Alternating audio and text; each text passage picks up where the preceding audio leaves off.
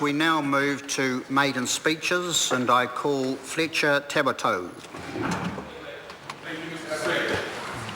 Tēnā koutou, te whare e tū nei, tēnā koe. Te papa e tākoto nei, tēnā koe. I ngā mate o tēnei waka, haere, haere, haere. Tātou e ora nei tēnā tātou, kuia mā, koro mā, tēnā koutou. Rau rangatira mā, tēnā koutou, tēnā koutou, tēnā tātou katoa. Mr Speaker, congratulations on your re-election to the Deputy Chair. It is a privilege and an honour to stand before you and all New Zealand for the first time. It is with much humble joy that I take this opportunity to thank those people who have helped me in my long journey. Firstly, I thank my wife Karen. She has been a patient and loving person. We have been together 19 years. I am a proud husband and a lucky man. With my two daughters, Morgan and Jamie, I have a home that is full of fun and love, and their support has been the rock I have held to. In my electorate, we have an incredibly passionate and hard-working team who I must acknowledge here today. The people I must thank are Lillian Emery, Anne Wattam, Coral Dolman, Amy Uluavi, and my Uncle Tom. I would like to acknowledge Haere Te Are, and particularly Don Newport, a member of the party who has been putting up hoardings in Rotorua Surf for decades. Beyond that, I am humbled by the people who work so hard behind the scenes so that they can see someone in this Parliament who shares their vision, their ideals and their values. I thank you all for your support. Mr Speaker, I consider myself a case study in perseverance and loyalty. My journey here has been a very long one. 21 years a member of the party with 4 general election campaigns under my belt. I would like to pay tribute to my leader, the Right Honourable Winston Peters. His leadership, determination and unwavering energy has seen New Zealand First increase its representation more than any other party coming into this 51st term. It has also been a great team effort. I say to all of the board, the candidates, the members and the supporters of this party, thank you. I will endeavour to be an articulate voice for you all. My journey started with my parents and their political activism. It was my mother and father who trained me to think, to question and to stand up and be counted. My mother Maria, father David and sister Stacey all passed away what seems like a lifetime ago. But regrettably, it was also recently. And so it is, I can still picture my mum and dad sitting in the gallery. They would be beaming, sir, so full of pride for their son. My sister would be shuffling on her seat. I can hear her voice even now. Be careful, don't stuff up. Instead, I am able to acknowledge Jen and Terry, my in-laws. Their love and support in all things has meant a great deal to me. It is important to remember one's origins, Mr Speaker. I am proud to say that I was born and raised in Rotorua. I grew up on the beaches of Makatu and Pukahina, Lake Rotorua and Tarawera, Waititi Stream, mostly the Blue Lake, in the thermal baths in Ohunimotu, on the slopes of Te Hiotonga, and in my grandparents' home on Homedale Street. Sir, I remember the family business vividly, a store in Murupara called Tabuteau's Drapery, where my dad and his brother worked for decades selling to the forestry workers and their families. My dad and his brother became integral parts of the Murupara community. During my campaigns especially, people would come up to me and ask about that Tabuteau name and ask about the connection.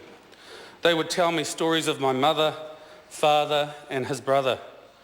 Sir, this legacy they left their community and to me was made up of integrity, compassion, honesty and hard work. This is my legacy and I am so very proud to be born of it. Mr Speaker, for the commission opening of the House, a bus of 40 of my hapu, my whānau, made the trek to Wellington from that stream in Waititi. It was a bus full of Ngāti Ngāraranui. We are a proud whānau. Our family is representative of all New Zealanders. We are kids in school, in Catholic schools, in kura. We are mums and dads We are teachers, we are lawyers, we are businessmen and women, we are even former sports stars. All Blacks and Kiwi League players, the Black Sticks, international medal-winning bowls champions, New Zealand title holders in boxing, we are represented in the current Kiwi League team. So one of my whānau is the most senior Māori policeman in New Zealand. One of us is even a judge. Mr. Speaker, what a family. I am so proud to have been born into this whānau. Further, what a wonderful picture of Māoridom today. A mix of real New Zealanders living good lives and some also reaching lofty heights in their many diverse pursuits. High achievers who are celebrated by their whānau. So with all people, my lineage is made up of so many branches on that family tree. I can trace my Tabuteau name back to La Rochelle in the year of 1601. I am Ngāti Ngāraranui, Ngāti Rangiwewahi and Ngāti Whakaue, and through my tauranga moana, Ngāi Te Rangi, Ngāti Tapu. I was schooled at Otonga Primary, Rotorua Intermediate and Rotorua Boys High School. I went on to Waiariki Polytech and also worked for many years in the tourism industry as a young man. Sir, Rotorua has made me the person I am today, and I am so staunchly proud of my hometown. Unlike many others, after gaining my business degree at the University of Waikato, I returned to Rotorua. After a few years in retail and returning to Waikato to add more economics papers to my degree, I was invited to apply for a teaching position at my old high school, Raukura. It was the opportunity as a young man still in his 20s to take on the mantle of mātua or teacher, and I truly was given the vehicle and opportunity to grow into the man I am today. It was this role of mentor and educator that I learned to extend myself, refined my own skills to develop expertise in a myriad of areas. In this time, I also wrote my first piece of academic research about the high-end interactive traveller and their impact on the Rotorua tourism market. I then returned once again to Waikato University, this time to gain my graduate diploma in teaching and learning. So I proudly claim my students achieved at the highest level nationally.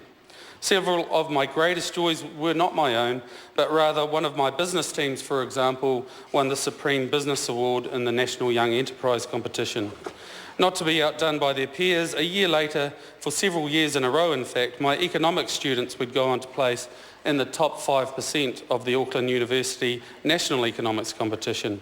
In the sporting arena, my junior mountain biking team dominated the national mountain biking competitions. And my memory was jogged the other day by a member. As part of a team, I supported a Russell McVeigh competition winner in one of my many years as a teacher. As head of our Future Pathways program, customising individual learning plans, placing students in the workplace so they could learn on the job, and also as the Senior Dean, I can tell you that our secondary schools are doing a fine job with the funding they receive. Give our schools the support and the funding that has been bandied about by ministers and members with regard alternatives to solutions that problems I posit are of their own design, and I implore the government to watch with incredulous amazement as qualified teachers take our students to new heights of success. So our schools already run rigid professional development programs for their staff. To take experts out of their classes will not help the students that no longer have their teachers in front of them. And I suggest to you, sir, that there are already mechanisms in place to upskill our new and struggling teachers. Only 2.5 years ago, I accepted an offer to become the head of the business school at Waiariki Institute of Technology, the same institution where nearly 20 years before I gained my diploma in business. Here I managed and worked with wonderful staff, developed a suite of postgraduate qualifications and lectured in my favourite specialist subject, economics. So institutions such as these are being asked to do more with less and less, and whilst I applaud cost savings and efficiency, it takes a wise practitioner to understand what cost savings have gone too far. Instead, these ledger entries in fact no longer reflect the true cost, the real negative cost to staff and invariably the students. So we must seek to better understand our schooling system for to support their structures to provide good and meaningful funding and well-trained qualified staff, to do this will mean the development and growth of a future generation we can be proud of. Because I know in getting these fundamentals right, we support our children and the future they represent. Mr Speaker, Rotorua is a region that serves as the lifeblood of this country. We thrive in forestry, farming and tourism in particular. So our lifeblood has slowed and it is ebbing. Our regions need rejuvenation. Not only do we need to stem the tide of overseas ownership, most of our land in our forests is foreign owned, we must look to create value, to create jobs. So this can be achieved through clever management of our fiscal and monetary policies. I hope to play a role in these conversations and this rejuvenation, even if it has to be one company at a time, such as my current voluntary role as a New Zealand business mentor. So this role has meant near a decade of supporting local businesses in their endeavours to attain what seems to be that elusive goal of profitability in today's world where locally owned small to medium enterprise undoubtedly struggle. Mr Speaker, we live in times of corporate giants and international turmoil. We live in the best little country in the world. It is a tremendous place to be, but it is a tenuous position to be in. We are a small nation still fledgling in our growth. My goal in my time here is to ensure that I bring my passion in business and macroeconomics to all discussions in this Parliament, and with all of my colleagues we can make a positive change. I will be challenged, sir. I will have to ensure that certain members do not allow this small and beautiful nation of ours to be swept away by unfettered and unrestrained international interests, so far removed from the interests of the people of New Zealand itself. When our goals are long-term, when the people of New Zealand are our first priority, when the mechanism of commerce and trade favour our own and provide a stable and robust platform, then can we grow together and share in the wealth of our resources and the reward of our toil. Where our own businesses not only flourish and thrive, competing with the rest of the world, but in their success they share in the spoils with their people. Then can I say we all win. Mr Speaker, it is with a level of dismay that I note just last week that the Rotorua International Airport is to become domestic again. I have already spoken to many in Rotorua about this. These conversations bring to mind most vividly one of the biggest challenges I wish to address, a challenge I have looked to as an academic in my fledgling research career. My last piece of formal research looked at the operations of oligopoly market structures, trying to understand the pluses and the minuses of these structures in New Zealand. Let me allude to some of my findings by suggesting that there was little in the way of pluses for the average New Zealand household, and I will be seeking to ensure that whilst businesses must continue to thrive, importantly the average New Zealand consumer must be better off as a Kiwi energy user, home builder, supermarket shopper, petrol user and domestic traveller. I am committed to finding solutions to many real issues everyday New Zealanders face.